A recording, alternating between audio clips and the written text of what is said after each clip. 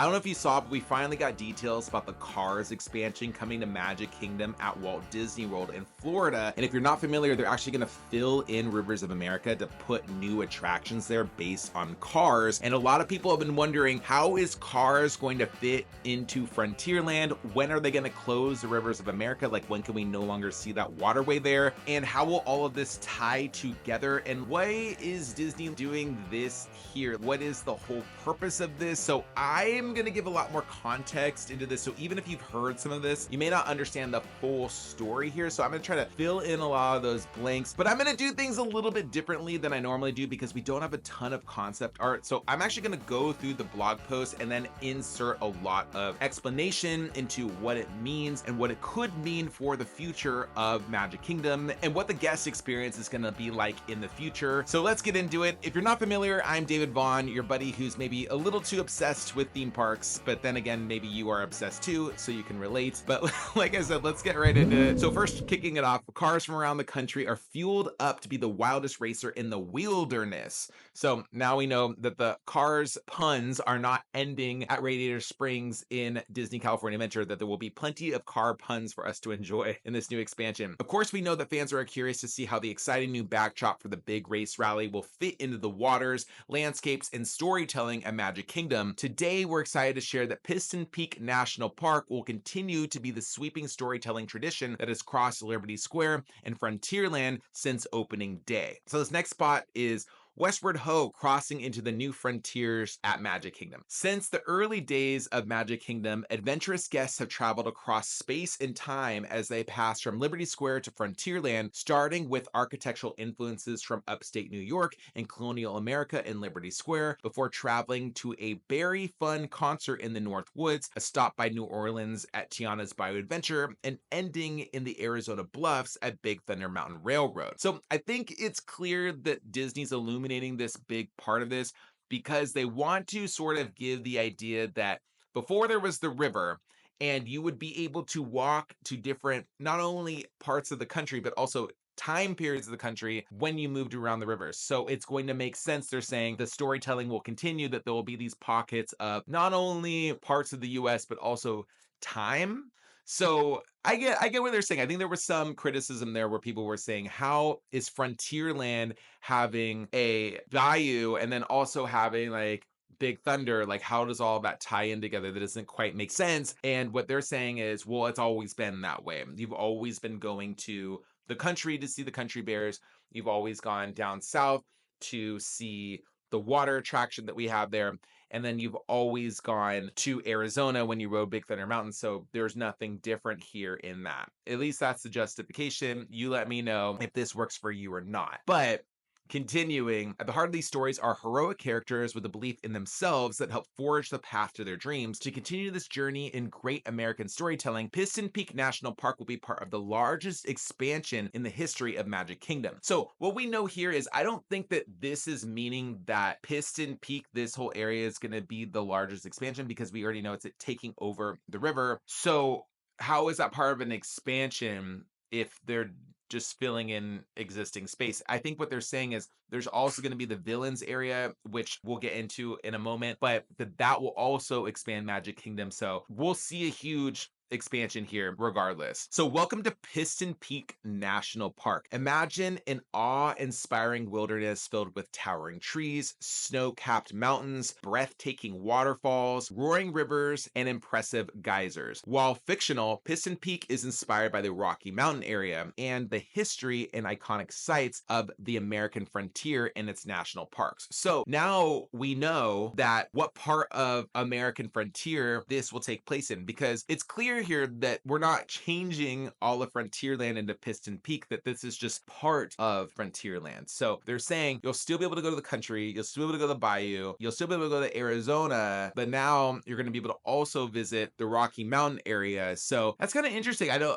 we definitely saw some parts of that express. There's always been geysers over by Big Thunder, but now it seems like they're saying this is all going to tie into that together. And I think we see that too as we look look at some of the concept art here because we're seeing some of those geyser points kind of meld into the Big Thunder area. Now, I am curious to see how this is going to feel outside of just this concept art because not only are it's skewed a bit, right? Like we know that the geyser points are actually much closer to Big Thunder, unless now they're not going to be.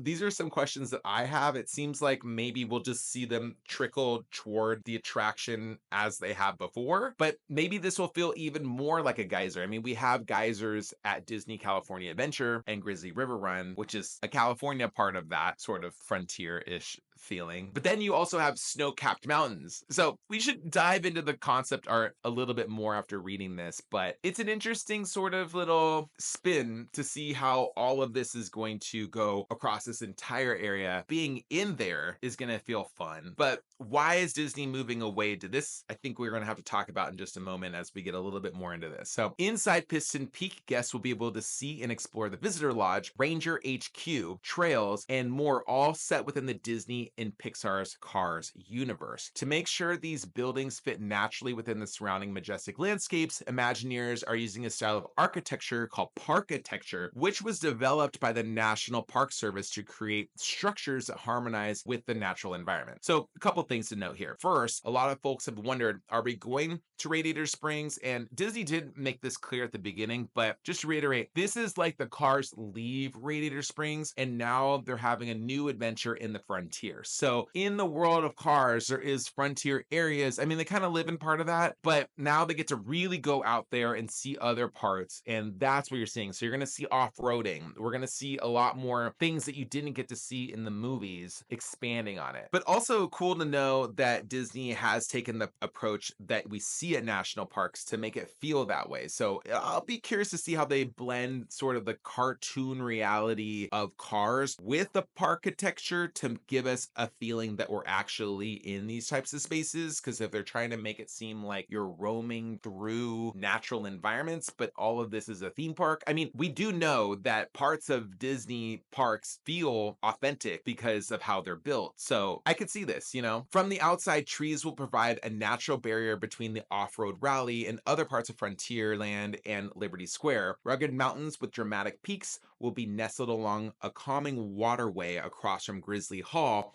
and soaring geysers from the famed Big Thunder Mountain Railroad will stretch into the trails of our off-road rally. So it does sound like it will connect over where Big Thunder is and have those geysers kind of bleed, if you will, into that land. So it'll all feel like this is all part of it, but the ride is interesting. We'll go through all of these parts. So I'm really curious to see how that's going to look. So I do want to get into why Disney's doing this as well as the concept art. I really want to like break down what that looks for you, but I also just want to touch on some of these closures. So it says, as work revs into high gear this summer, the Rivers of America, Tom Sawyer Island, and Liberty Square Riverboat will close beginning July 7th. Imagineers are also hard at work beyond Big Thunder Mountain Railroad, bringing to life the first ever land inspired by Disney villains with two major attractions. So we don't know what they are yet, but we know there's going to be two major attractions, dining and shopping, all in an incredibly twisted grand scale. So it sounds like it's gonna be pretty massive. And let's be real, I think some of the competition from Epic Universe is gonna push a lot of this stuff into high gear to get it open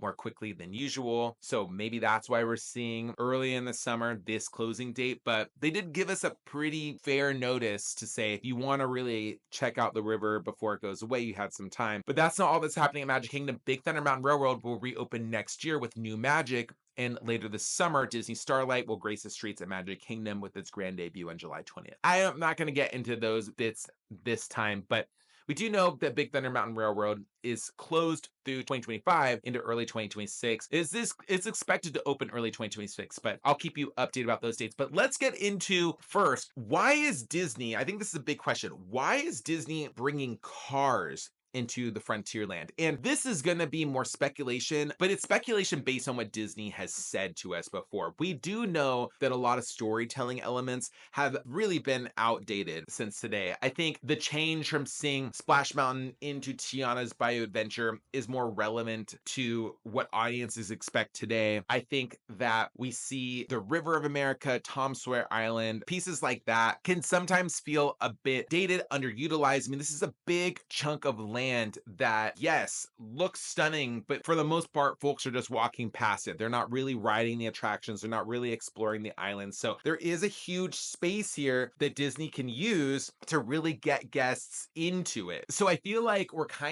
we have to understand that even though Disney has a lot of space at Walt Disney World, this might be a better storytelling element for them for modern audiences. And in addition, when we talk about Frontier, the whole idea of the Frontierland, I think this is a really huge, important thing to note, is the whole idea of Frontierland is kind of like, oh, we came from the outside and now we're crossing lands and claiming them as our own, even though we know there's a huge history of people that lived in those lands and we know how all of that ended. So celebrating that in the 21st century isn't necessarily what a lot of audiences want. It's just different day and age. So what Disney's doing is, to me, my guess would be fictionalizing it, putting their stories into it, and making it less about the conquering of the frontier and more about the innovation, the storytelling, and also favorite experiences. And a lot of folks have been wanting Cars to come to Walt Disney World for many, many years. And when Cars Land opened in Disney California Adventure in 2012, it's been a huge favorite, but they didn't want to recreate that because they wanted to keep Cars Land in Disney California Adventure to be a central space for that attraction. But now you can still experience Cars in a different way in Magic Kingdom once this all opens. And I have more questions, like if we're racing cars through Magic Kingdom, what does that mean for the Tomorrowland Speedway? Are we going to see that go away? But let's talk a little bit more about what this concept art looks like and then also the attraction that we know is coming to this area. Here we can see a lot of the trees that were highlighted to be coming. So we see like the border they're talking about with the trees. So I think you'll still be able to peek beyond and see some of these water spaces. I love how they've kept the water element. So I don't think we're totally getting rid of this water feel in the middle of the land. And you're still seeing a lot up over here, the border with some of those country style buildings, and then you have the trees that make sense there. We're still gonna have the waterway. It looks like you can still walk around. There's still bridges over by Tiana's Bayou Adventure, still bridges over by Big Thunder. You can walk all around. So it looks like they're saying there's trails. So you will be able to sort of wander, and there is a trail there. I think that's one of the things that I love about that part of Magic Kingdom is that you get to kind of take a break. Like you may have started your day off in Tomorrowland riding Tron, Space Mountain, and then headed over to Fantasyland, and it might have been kind of busy. And then all of a sudden you walk over here and it's like more nature, kind of pulls you back into the park element of Magic Kingdom. And that's always been a fan favorite. And I think that's what people are really rooting for. So it looks like Disney is acknowledging that and they want to keep that water feel. So we'll see how it feels. I can't say this is very cartoonish looking concept art, especially for Disney. Usually we get a little bit more, but we can see that there are not only walkways, but also we have sort of like the snow caps. So you're getting sort of that Rockies kind of feel. You have a lodge over there. What's unclear to me is the lodge going to be part of the attraction queue? Like how much of this is part of the attraction queue? How much of this is stuff that, like, are there parts that kids could play in? Are there parts, like, these are questions that I have. Like, I want to know how much of it's going to feel like an open walkable space and how much of it's going to feel like you're just there to ride the ride and the queue moves through a lot of this, because maybe these trails are really the queue of the ride. That's a question that I have as well, because there's not a lot of other highlight of like other experiences you'll be able to do while you're there. All of this just kind of looks like the Racers Rally. I'm excited for the Racers Rally. It would be cool to have a natural park setting for the queue for this attraction, but we'll have to wait and see, because we do know that the ride is going to have off-road elements. We do know the ride's going to have racing elements, and you can see a lot. There's puddles, it looks like, and Disney hasn't quite told us yet, but it seems like it's going to be the vehicles will not be on a track, that they'll be like autonomous and move in the same way the trackless rides do, where there's a computer system that tells them where to go. So that sounds really exciting. I'm really curious. The way that they've laid this out makes a lot more sense when you look at it from this angle. But you also see there seems to be some throwbacks to other Disney attractions. Like we have it looks like rainbow puddles over here by the geysers, which really reminds me of Mine Train Through Nature's Wonderland, which is an extinct attraction at Disneyland that I didn't get to ride because it was before my time. So anybody who got to ride that, I'm jelly. But it seemed like a really fun little ride, and they took a lot of the animatronics and put them into Big Thunder Mountain. I love the throwbacks here because they are appeasing the Disney core fans like myself. But I know this is a controversial move. A lot of people grew up going to Magic Kingdom and having a certain experience, and they want that to stay the same. Not necessarily just for themselves, but also they might want to take their kids or their nephews and nieces or whoever else, their friends even, just to say, hey, this is what made me fall in love with this park. This is what I used to do as a kid. And then knowing that Tom Sawyer Island is no longer going to be there, it kind of feels like a piece of the core Disney is leaving them and then they're not going to be able to get it back. But the flip side of that coin is the parks were never supposed to stay the same. Walt had always said Disneyland will always change, and that was the same plan for Magic Kingdom and other parks. Like, they were never supposed to just be the exact same thing. They're never supposed to be a museum, but fans want the same experiences as well as other ones. And some things I think would make the whole thing feel off, like Main Street and the castle, like if they got rid of those. Some of the other parts, Big Thunder Mountain, the changing into Tiana's Bayou Adventure, getting rid of Tom Sawyer Island. This is a lot of change. I mean, Big Thunder is not changing too much. It's just getting out of magic, but there's a lot of change in a short period of time. And for folks who don't do well with change, they tend to get upset about these things. So here's what I'm saying. I'm not knocking people being upset for these changes. I'm empathizing completely. But I, as a huge Disney Parks fan, have always recognized that everything, and this is just my mindset, I'm not telling anybody else to feel this way, nothing is gonna stay the same. We can't expect anything to.